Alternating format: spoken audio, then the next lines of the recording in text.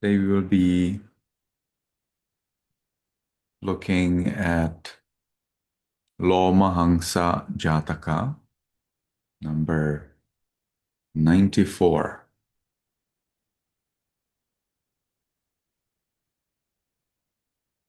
Lomaham Jataka explains to us a lot about how asceticism, self-mortifying practices, are not only useless, but those who believe in these self-torturing practices are actually supposed to be born in a world of suffering after they die.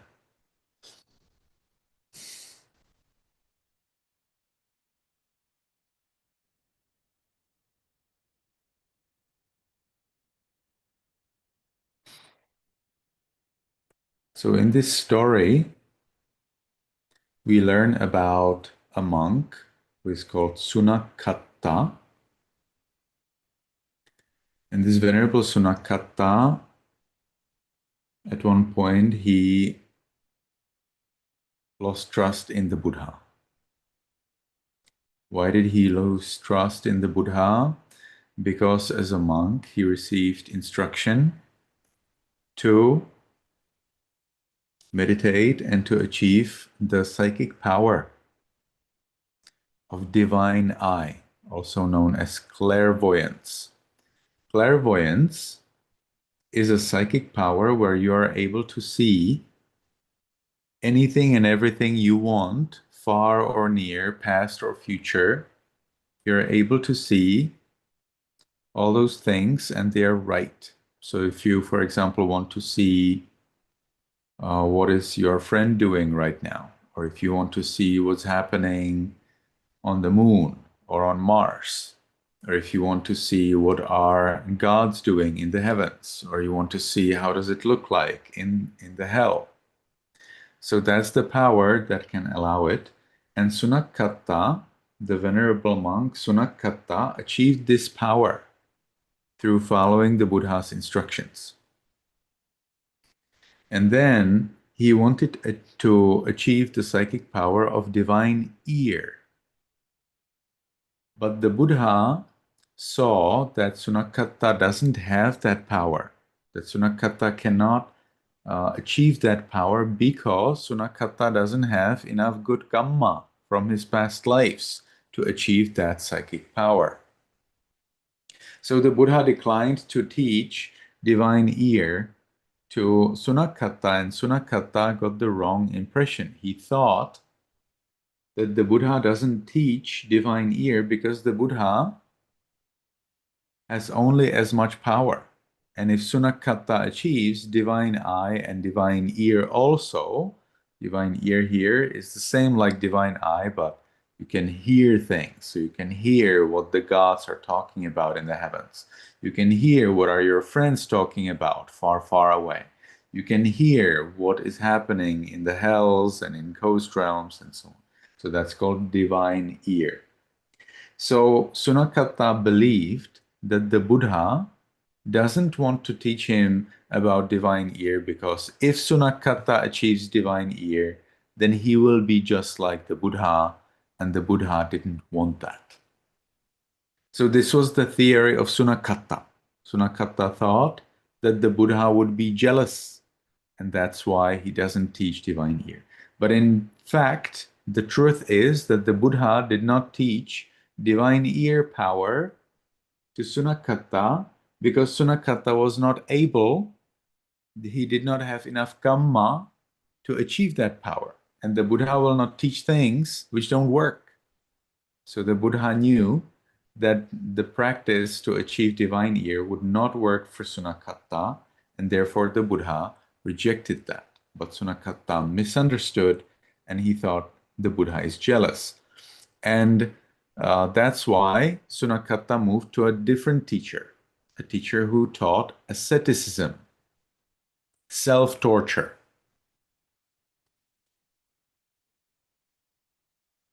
by the time that the teacher of Sunakatta, that the new teacher of Sunakatta died, Sunakatta came to the Buddha to return his robes and alms bowl. You can see it here. Sunakatta is returning his alms bowl to the Buddha because he wants to practice as the student of his new teacher. But his new teacher by then died, and he was born as a Kalakanchika Peta, Kalakanchika Asura. We will see Kalakanchika Asura a little later. This is not exactly accurate picture. We will see more accurate picture later. So he was born as a ghost. The teacher, the new teacher of Sunakatta, was already born as a ghost. Why was he born as a ghost? Because the teacher of Sunakatta, whose name is Korakattiya, so Korakattiya was dead, and because he was practicing these self-torturing practices, he was born as a Kalakanchika Asura, as a ghost.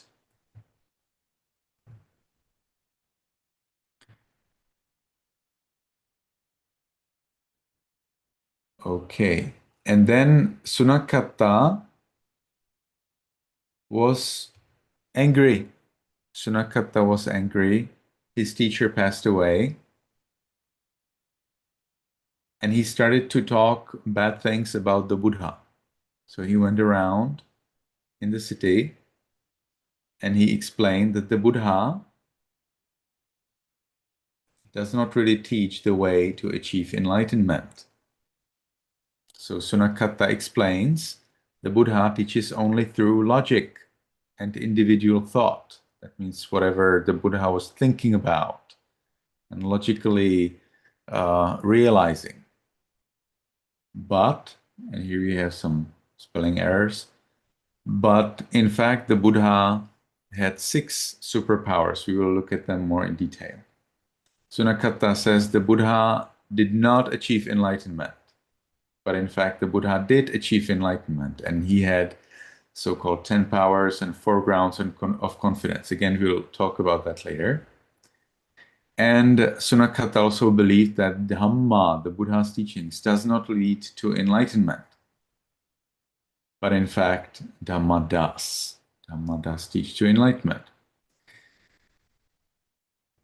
Let's look at it more in detail. This one is already from the sub-commentary. You will not read this in the commentary. You need those explanations. Oh, this is what I already told you. Yes. So Sunakatta achieved a divine eye. He was able to see whatever he wants. He was not instructed to achieve divine ear. The Buddha rejected because Sunakatta would not be able to achieve it anyway.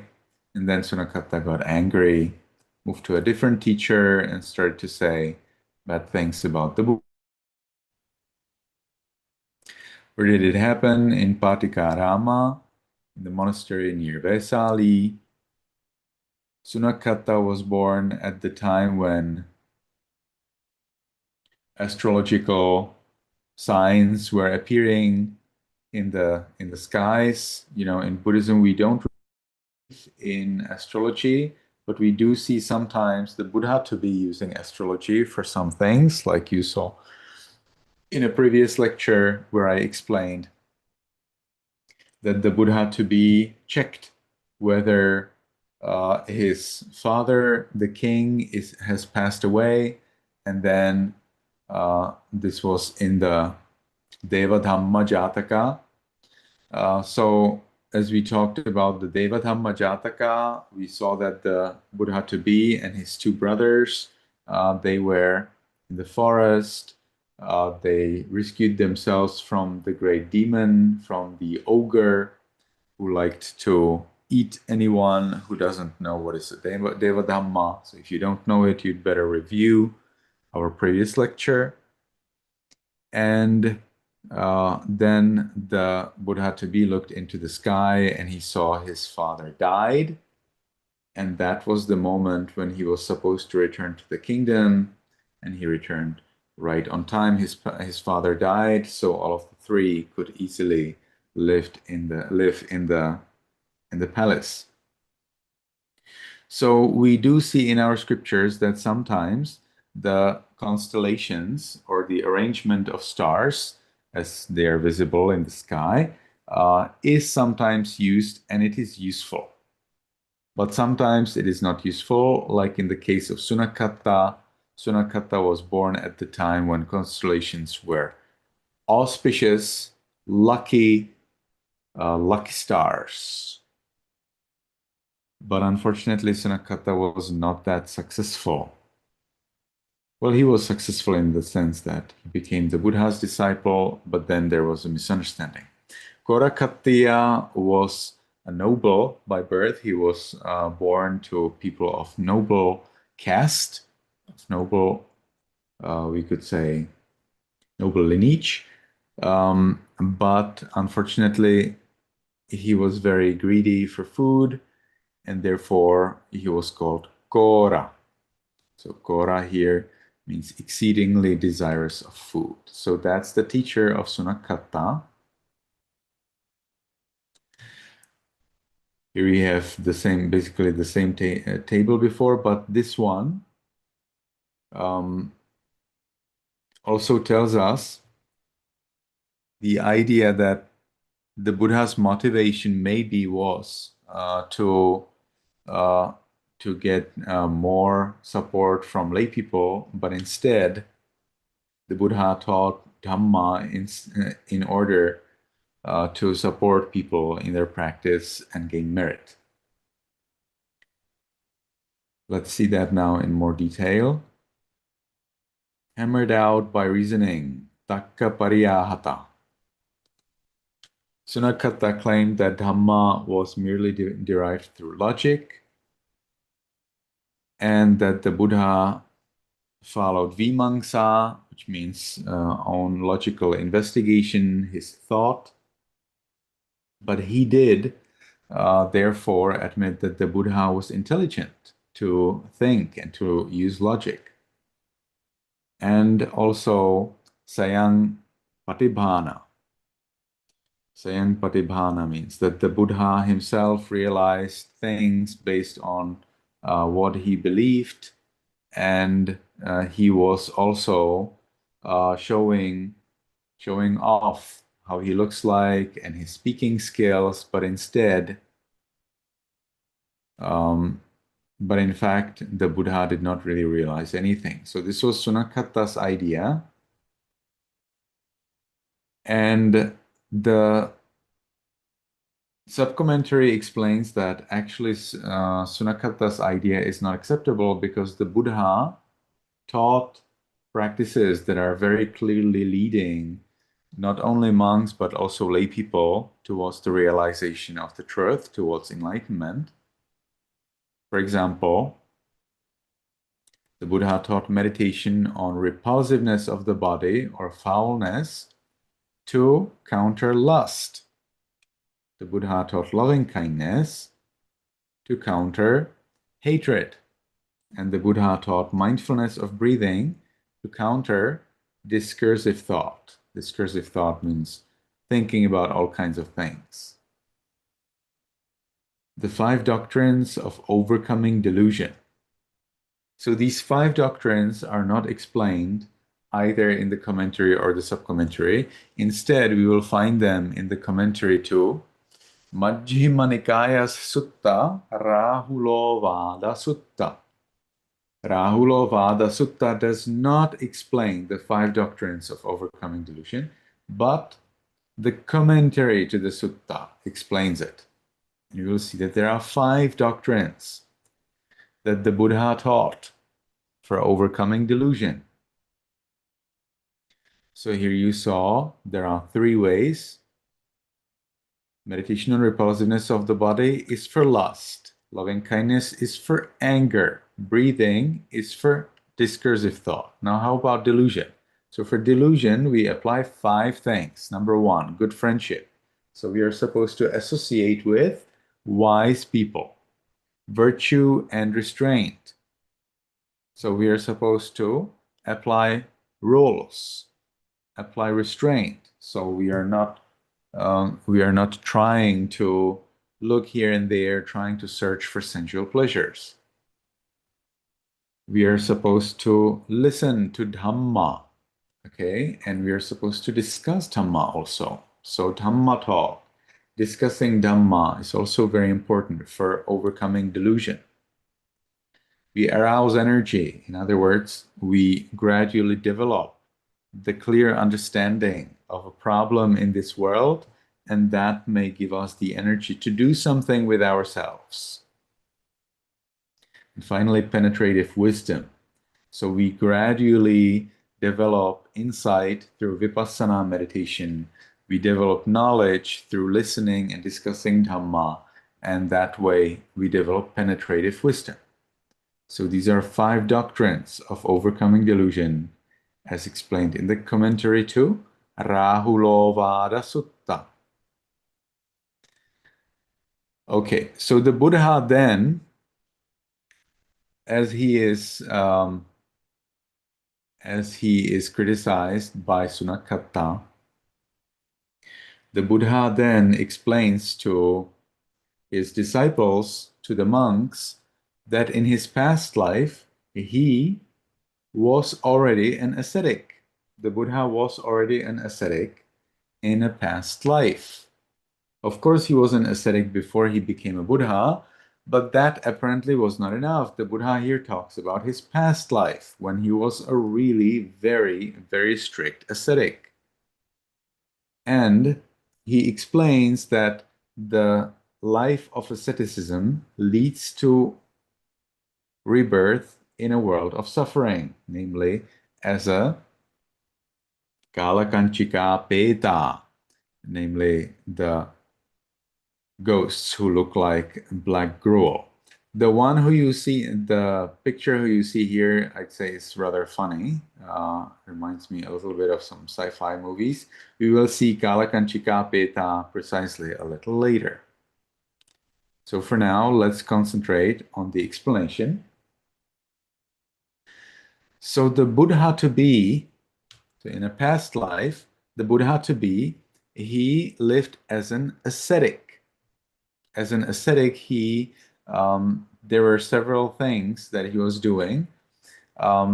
Depends on whether it was winter or whether it was summer. So if it was winter, he would stay under the snow.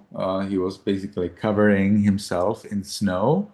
And when it was drizzling, when it was raining, and the snow was not clear, he would let the rain to fall on his body. So he would basically constantly suffer extreme cold.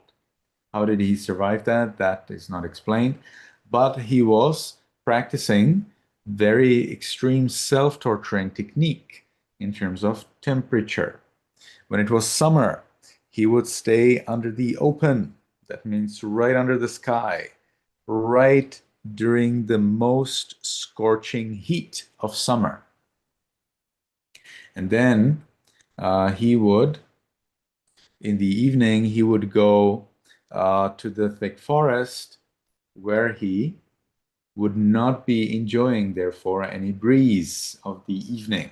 That's how he says it. That's how the Buddha actually says it, yes, in the commentary. And he would be living in a dread thicket. That means in a kind of forest of bushes that look very dangerous, that are dark, and he would be there even though the place was very scary. His diet, he lived basically eating refuses such as dung. Dung is poop. Poop is dung. It's the same word. So when we say dung, we are talking about poop. He was eating the poop of young milk-drinking calves. At that time, they believed that this poop contains some nutritive essence, so it helps the body to continue living, to survive. He was also eating small fish. That's what we read in the commentary. We don't see it here in the we don't see it here in the presentation, but in the commentary it's clearly written that he was eating small fish. And apparently dead small fish, because there's clear mention of refuses, but he did actually eat fish. Would have to be, was eating fish. But note that this is not the diet that's recommended to us, nor it is a diet recommended to monks. It is actually a diet of him as an ascetic during the time when he was doing it wrong. But it's true that the Buddha did not refuse eating meat or fish. We have in our commentaries clearly written that the Buddha was eating meat. It's very directly written. The Buddha was eating meat. It's clearly written that. And we know that he was observed by the Amagantha ascetic, an Amagantha ascetic who believed that eating meat is exactly the opposite to the way to enlightenment. Amagantha ascetic rebuked the Buddha for eating meat. So the Buddha then explained to Amagantha that actually what is the wrong thing is to tell lies, to kill, to be violent, not to eat meat. That's not what is violence. But of course, we don't eat meat from animals that were killed for us. If it is an animal that died by nature or that was killed by someone else or something else, then that actually is okay for us to eat meat. I personally don't eat meat because I feel it's not good for my health. Okay, then we have here the mention for the winter and summer. Yes, winter, nights in open air, days in dripping, frozen thicket. Summer, days in scorching sun, nights in windless, sweltering forest. Now let's look at how Kalakanchika Petas look like. So that's the consequence of this asceticism. So you may ask, so wait, so if the ascetics are born as ghosts, why are they ascetics? Why do they do this? Well, that's because they don't know. Well, they don't know that if they are ascetics and they die, they will be born as ghosts. Actually, the opposite. They believe that when they are ascetics like this and they work so hard and they suffer so much, they believe that they will be born in heaven, that they will have an eternal life in pleasure. That's why they are ascetics. They believe that they will be liberated, they will be freed from all birth, old age, illness, and death if they torture themselves. But unfortunately, they are wrong. And that's exactly what the Buddha here explains. You see, Sunakatta thinks that the ascetics are right. The Buddha says that the ascetics are wrong. And instead, for being ascetics, they become Kalakanchika Peta, Petas who look like black gruel. Gruel here is a soup, it's Indian soup. So their color, they look like Indian soup, and they are withered. They have very little flesh and very little blood. They look more like skeletons. Their eyes and their mouth are at the upper part of the head. Okay. This is a drawing of the Burmese people. This is right from Myanmar, from a Myanmar monastery, probably. I received this from a lady known as Snow, and this is a depiction of a Kalankanchika Peta, and we have one more. Let me see, I didn't get to add it here. Where do I have it?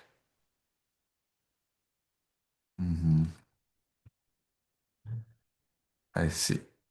So I'll have to find it. Just a moment.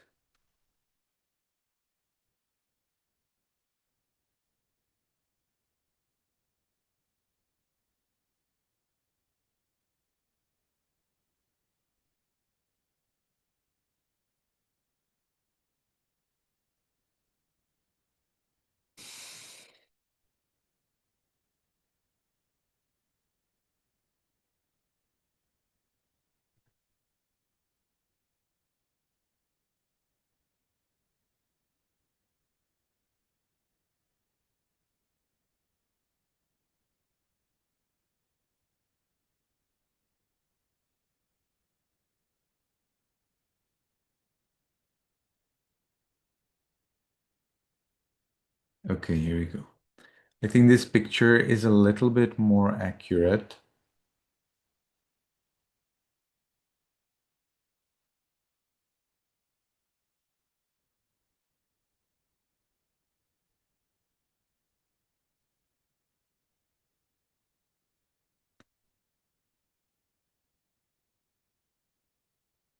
But it doesn't get to add. So what am I going to do then?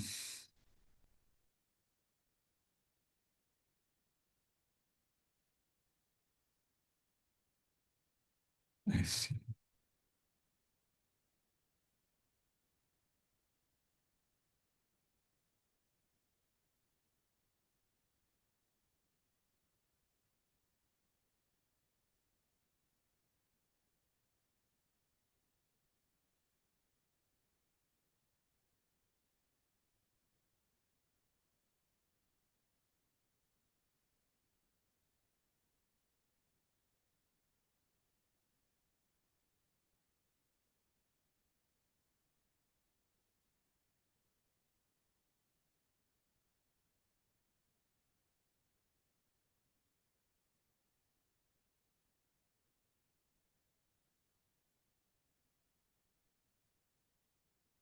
So I hope you see it. Kalakanchika petas. They have a problem that they're hungry, so they're quite violent to each other. Kalakanchika petas. The explanation or the description is included in the subcommentary.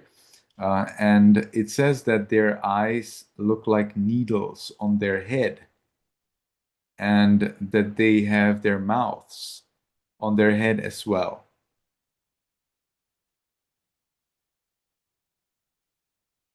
This is again a painting from Myanmar. This one is in Bodhita town.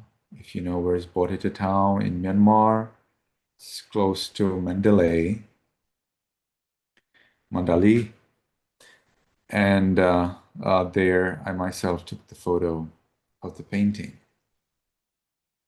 So those are Kalakanchika Peta, and they're supposed, and so that's what ascetics are supposed to become when they die. Let's get back to our presentation.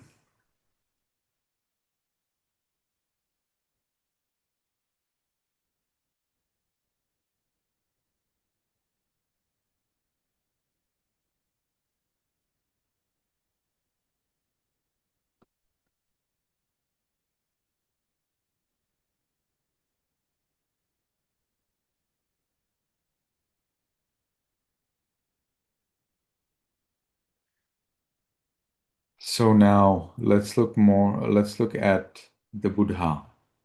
We'll be talking a little bit more about the Buddha. So the Buddha employed these techniques. We already talked about that, but we have here some interesting information about the Buddha's abilities, knowledge, and powers, and so on. And we'll have that probably described later. Over here, yes. So the 6 super knowledges and 10 Tathagata powers. I see I have it spread out through several slides. So the 10 special knowledges, the knowledge of what is possible and impossible. So the Buddha can clearly understand the causes and what are not the causes for things that happen. The Buddha understands the results of actions, kamma. The Buddha also knows what are the ways how to achieve things, including enlightenment. The Buddha knows the world with its differing elements. We usually recognize 28 different elements, or we could say also 18 elements in a different understanding. But generally, if we take a list of 6 elements that the Buddha himself provided, the world is made of hardness, heaviness, cohesion, temperature, motion, space, and consciousness. So the Buddha said the world is made of these six things. There are some teachers who don't accept that, but what can I do about that? This is what the Buddha said. Okay, then we have knowledge of the different inclinations of beings. So different beings have different abilities. For example, Sunakata has ability to get divine eye, but he doesn't have ability to get divine ear. Knowledge of the underlying tendencies and faculties of others. So this would be a lot about the temperament. So some people are more greedy, some are more faithful, some are more angry, some are more intelligent, some are more thinking, daydreaming, some are more deluded. So there are different ways how we can recognize different dispositions, or let's say, different tendencies or temperaments of people. Knowledge of the defilement, cleansing, and emergence regarding the jhanas. So the Buddha can explain what is the hindrance, what is the problem that blocks you from achieving jhana or enlightenment. The Buddha remembers his past lives. The Buddha also can see very clearly why and where people and other living beings are born again. And the Buddha has removed all of his defilements and became the rightly and fully enlightened Buddha. So the Buddha also has 6 direct knowledges.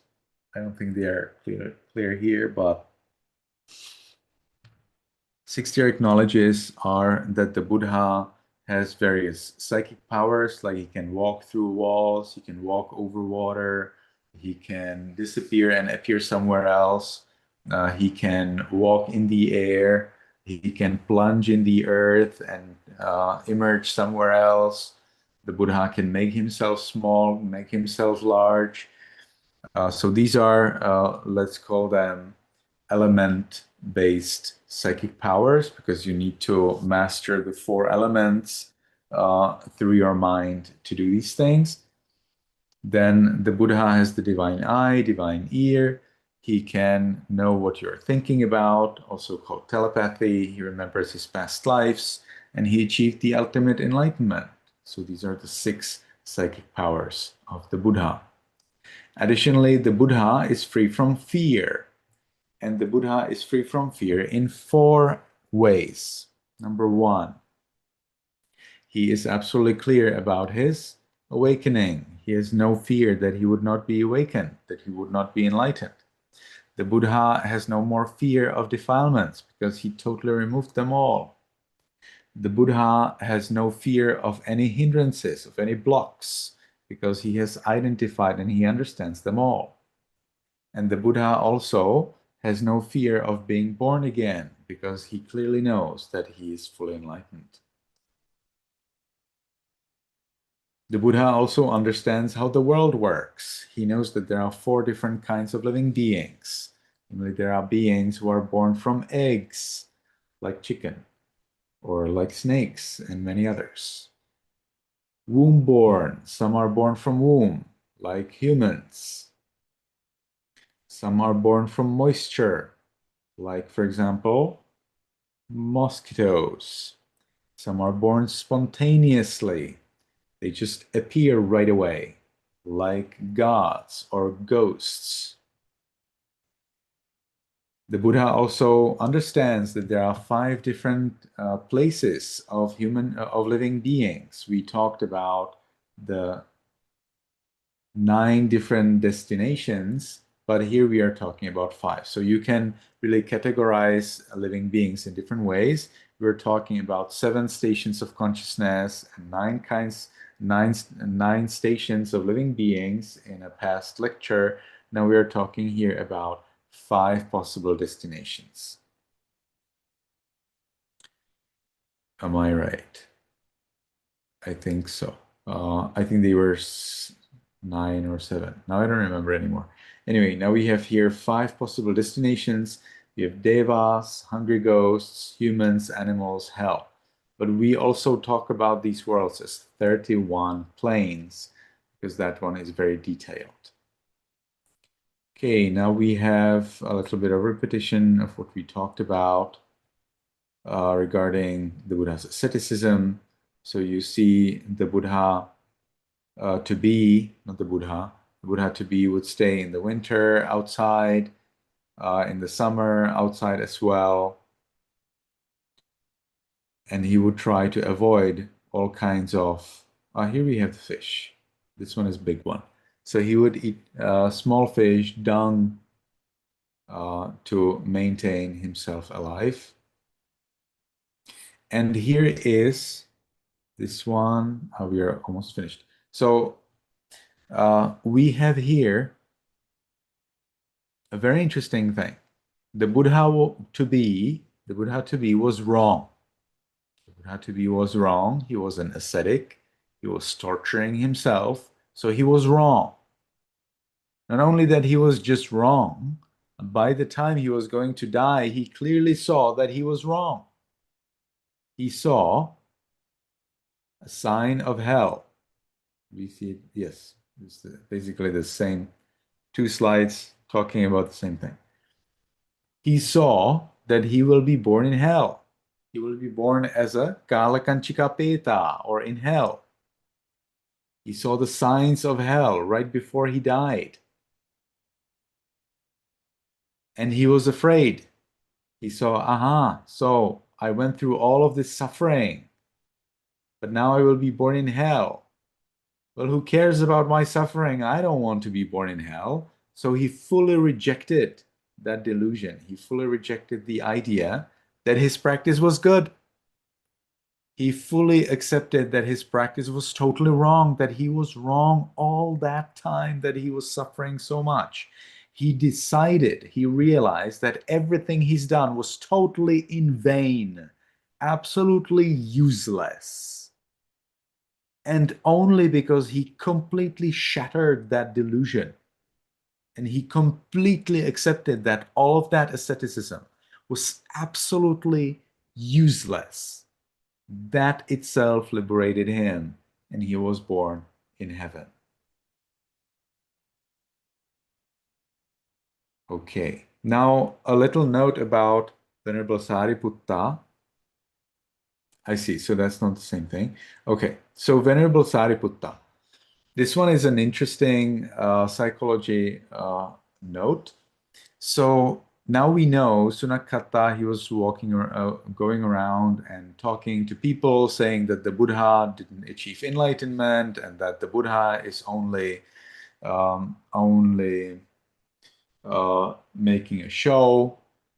He is talking nicely, he looks nice, but he's just saying what he realized by his logical thinking, not really, he's not really liberated.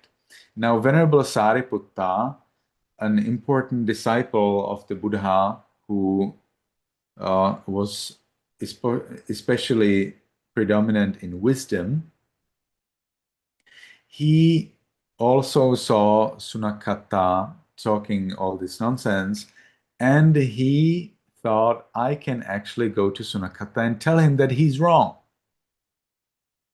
But Venerable Sariputta saw something that others would not see. What did he see? He saw that Sunakata is just angry. He doesn't really believe what he's saying.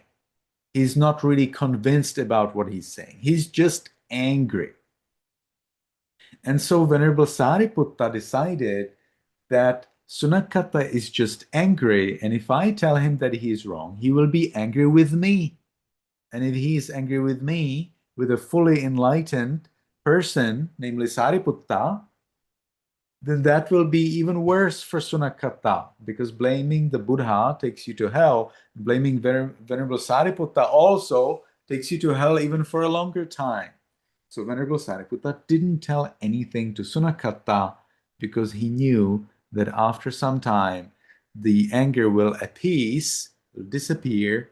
Sunakata will achieve peace because he will run out of energy, run out of his enthusiasm to say bad things about the Buddha, and maybe actually turn back to the Buddha and apologize. We don't know what actually happened with Sunakatta after this incident, but we do know that Venerable Sariputta clearly recognized that teaching Sunakatta at that time something was not a good idea, and that Sunakatta will achieve peace himself as the time goes. When you say bad things, or when you think, many Burmese people have that problem, when you think bad things about the Buddha, that is bad for you. Okay? You think, say, or do things that counter the Buddha's teachings, or monks, that is very bad for you. Okay? But now there's the interesting thing. If you can realize that what you were thinking was wrong, or if you know while you are thinking those wrong thoughts that this is wrong, then that actually is good for you. You see, the opposite. You can completely eradicate the consequences. You can completely eradicate the results of your bad thoughts, bad speech, and bad action if they did not really damage anything, if it was only to show your opinion. You can eradicate the consequences of these wrong ideas if you apologize to the Buddha, to the Dhamma, or to monks. If you apologize to the Buddha, Dhamma, Sangha, so Buddha, that's the teacher, Dhamma, that's the teachings of the Buddha, Sangha, that's the community of monks. If you apologize to them after those wrong thoughts, wrong speech, wrong action, then actually you suffer nothing at all for those things. But of course, the apology must be honest. And that's what the Burmese people do every day. Because Burmese people are really afraid that they thought, said, or did something against the Buddha, Dhamma, or Sangha. So they apologize every day. And we know that as the Ogata recitation. So when the Burmese recite Ogata, Ogata, Ogata, Kayakan, Wasikan, Manokan, so they are apologizing for the things that they did by their body, speech, or mind that were not okay, and that were not okay towards the Buddha, Dhamma, Sangha. And that way they completely eradicate all consequences of those bad actions, speech, and thought against the Buddha, Dhamma, Sangha. So again, not all bad things can be eradicated by apologizing. If you kill, steal, if you commit adultery, if you tell lies, if you drink alcohol, these things cannot be eradicated. Sorry. That's why we always follow the 5 precepts. I told you during the first or second lecture, I told you that we must follow the 5 precepts always, without any exceptions, everywhere, under all conditions. It's extremely important because there's no way how you can get out of the consequences. You will suffer if you break them. So you'd better never break them. We never break 5 precepts because we are wise people. We know that we don't want to suffer. But if you say something that, if you share your thoughts about the Buddha, if you say, you know what, I think the Buddha didn't this or is that, then you can actually apologize to the Buddha, you can apologize to the Dhamma, Sangha, even when they are not present. And you will suffer no consequences for that. But you must be 100% convinced that you are wrong and that now, as you apologize, you're right. We still have 11 minutes.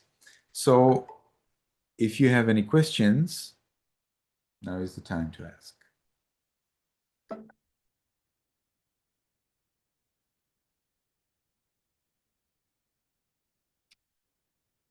Sopaka, Huang Muyin. He's asking, respectful greetings, sir. I would like to ask a question about today's lesson on womb-born beings. Is an embryo created through artificial fertilization, but not yet implanted in the mother's womb, considered a human being? If it is discarded, would that be considered murder?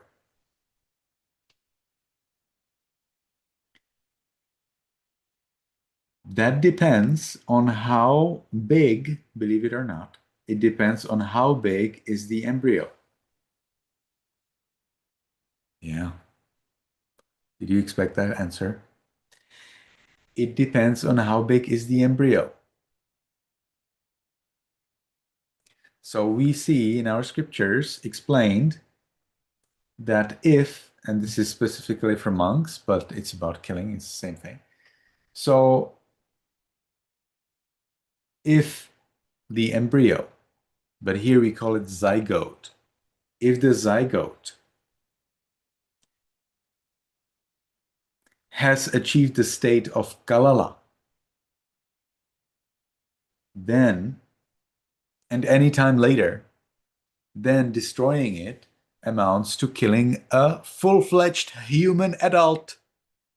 Yes, if a monk suggests to a lady to go for abortion, and the lady is in her pregnancy stage of kalala, of a very small zygote, I'll explain how exactly it's small, then the monk has committed the same crime as if he took a knife and stabbed an adult and killed the adult. It's exactly the same thing. Encouraging a lady to go for abortion, and the lady really goes for abortion and kills that zygote of that tiny little size. It's exactly the same thing as if that monk, you see, the monk did not kill the zygote, the monk didn't touch it, the monk didn't do anything at all. He just recommended to the lady, or he helped the lady by advice to go for abortion. It's the same thing, exactly the same thing as if he took a knife, stabbed an adult to death. It's exactly the same offense, and the monk cannot be a monk anymore in their life. So from there we see that as soon as the embryo, the zygote comes to that particular size, destroying it is exactly the same thing as destroying full-fledged adult by your own hand. That's why Buddhism is very strictly against abortion. Like, incredibly, no abortion, no way. So how big should that zygote be for it to count as killing a full-fledged adult by your own hand? So that size is described this way. You take a very thin hair of a special kind of cow in India, and you put on that hair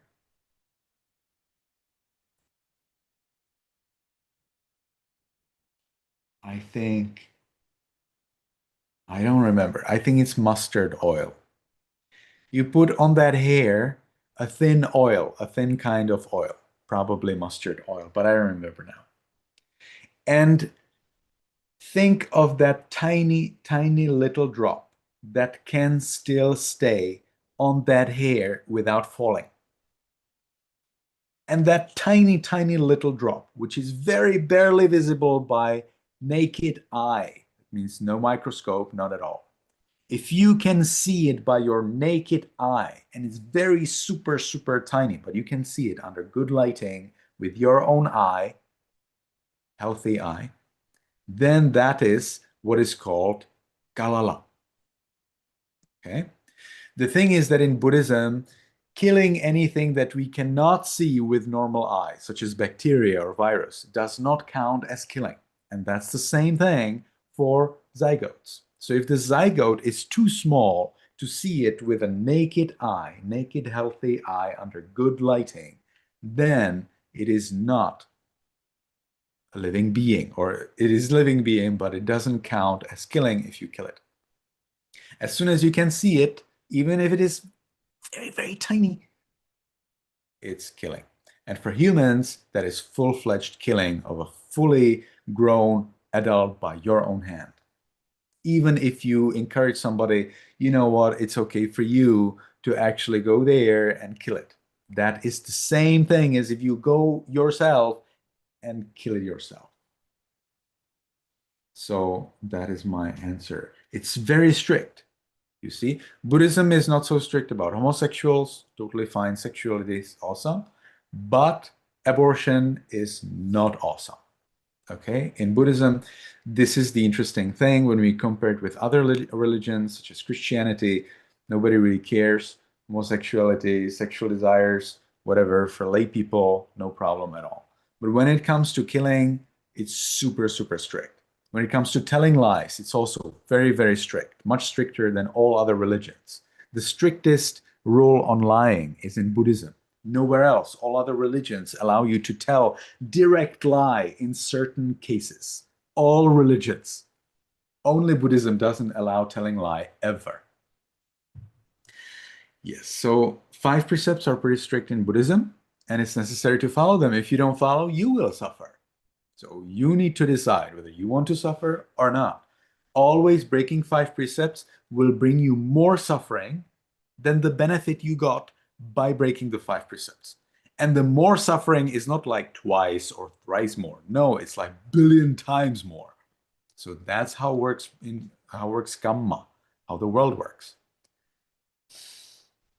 Okay. In this case of the ascetic, how could he go to the heaven by just accepting that his practices were wrong? Was it just because of the acceptance of his wrongdoing, or because I knew, or he knew, he was wrong and he tried to practice meditation? Not at all. Actually, in Kamma, we recognize the hardship of doing a good thing. So if you are super, super poor, you have basically nothing to give, and you give all of the food you have for that day to someone, even if it is a layperson, we have cases like that. That's a huge thing, and that takes you to heaven, even if you were evil. Okay, the evil will bring you to hell some other time.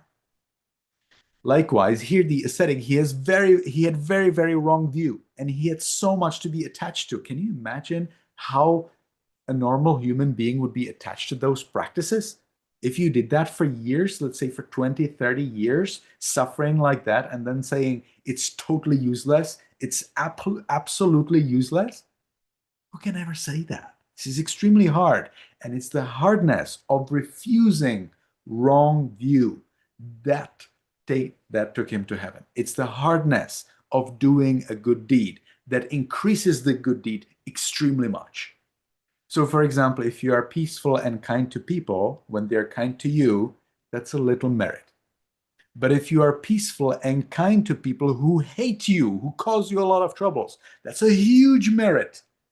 That's why even in a horrible, horrible hardship, we actually employ more enthusiasm and more effort to always follow the 5 precepts and to be kind and to be loving and so on. You talk about the beings who were born spontaneously. They're just deities. They're just beings who are born through their karma. It's the karma power that makes them reappear in the other world. And the nature of these worlds, such as the heaven, hell, ghost realm, is that you're born there, full-fledged adult with all the knowledge and ability to live there. You do not need any parents for that. If there are things which the people already said, evang me sutang, to be what the Buddha had said, that I don't agree with, after having taken into consideration all my own limited experiences and knowledge about the topic area, does it mean that I've committed a sin against the Buddha and the Sangha and so on? Evang me sutang was not said that people doesn't mean that people already said it. Okay, that's what Venerable Ananda said. Venerable Ananda said, Evang me sutang. He said it during the first Buddhist council. And he said it because he heard that from the Buddha. Okay, so you have it from the second hand, yes, from Venerable Ananda, But Venerable Ananda was the best of all the Buddha's disciples in memory. There was no better disciple of the Buddha who could remember more than Venerable Ananda. So having Venerable Ananda as the second-hand source is pretty good. And in Theravada Buddhism, we do believe that Venerable Ananda is 100% reliable when he says that he heard something from the Buddha. In other words, evam, thus, me, to me, sutang was heard. Thus have I heard. And if you don't believe something in the scriptures, that's not necessarily a problem. Depends on what it is. If it is about the 10 right views, then that means about the in summary, the consequences of donation. So if you give something, it brings result. If you donate, if you support somebody, that brings you result. The understanding that paying respect to mom and dad is extremely important. The understanding that there are living beings born spontaneously, such as gods, ghosts, and in the hell. The understanding that there is past life and next life. The understanding that the Buddha achieved enlightenment. So these are the 10 right views in brief. So when you have these 10 right views, and there is something else, for example, 28, that there are like 28 elements, and you believe there are not 28 elements, there are 4 elements, then that's not what will take you to hell. Don't worry about that, okay? So we have these 10 right views, and then we have also 4 right views. We have also 4 right views, 4 kinds of right view taught by the Buddha, and that is that there is suffering in the world. The cause of suffering is craving. Without craving, it's possible to achieve. Without craving, there is actually full enlightenment, liberation from suffering, and the path that leads you out of craving and suffering is the Eightfold Noble Path. So these are 4 aspects of the right view related to Four Noble Truths, and they come together with the 10. So the 10 plus 4, we can think of these 14 right views. If your view is contradicting any of these 14 things, then that will take you to hell. If it is unrelated to that, for example, you think that on a tree there are 100 leaves while there are 105 leaves, no, it doesn't matter at all. If your view is, again, related to something else, for example, there are 4 elements and not 28, or for example, there are 6 elements but not 12 because the Buddha, sometimes teaches something else. So you make a selection that actually doesn't matter as well. That will not take you to hell. Yeah, many things in the commentaries are written, and the commentaries provide a lot of explanations which seem to be contradicting what the Buddha said. Again, if you don't believe what's in the commentaries, but you still have these 14 right views that the Buddha explains in Majjhima Nikaya, and I don't remember which sutta exactly. It's not Sammaditthi Sutta, it's a different one. So the Buddha, no, I won't guess. It's in Majjhima Nikaya. So these 14 views, they are the major views.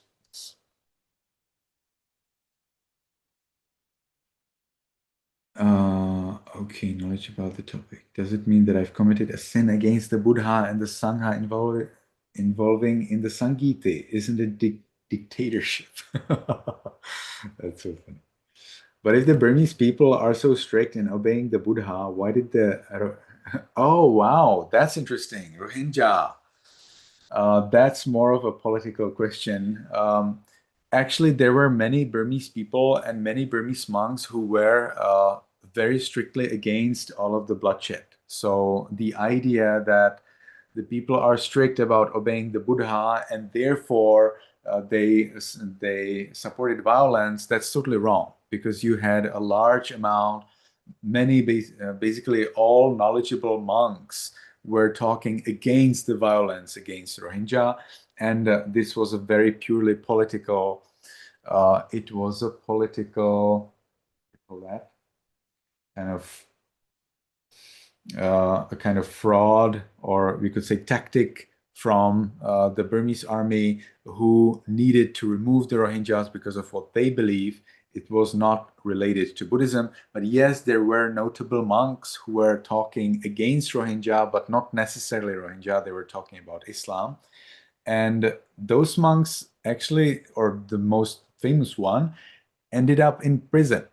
So if the monk could end up in prison at the time when the army was not in power, then that just shows us that the Burmese did not actually agree with the violence and with the views against Islam, especially in the way how they were presented. So, no, this is not related. Okay. Any other questions? We are already 5 minutes over time. So if you have any more questions, please let me know in the WhatsApp group. If you disagree with something that I said, that's totally fine. See, it's totally about the 14 right views. It's not about agreeing with me. Totally, you can disagree with anything I say. Thank you everyone for joining me. Next week, we will have our last lesson for this part of the course. I hope to do several parts. I will explain to you next week that we have actually 4 volumes of the subcommentary, and we are covering only 1 volume during these 7 or whatever 6 lectures. We are covering those that are most explained or that are provided with most additional detail in the book. We have 4 volumes and we covered only 1. So that means we'll have probably 3 more parts of the course. We will have like 2-3 months maybe break between the courses, but that's what's the plan. So we have finished the curriculum for this part, and we will be meeting next week to review and to discuss. Next week, I will be encouraging you to turn on your camera and share with us your ideas and thoughts and so on. So I believe this will be an interesting opportunity to really learn about each other here, have something interesting to know about each other, and I will be reviewing in brief what we went through so that your knowledge from the previous lectures stay with you as long as possible. Thank you everyone for your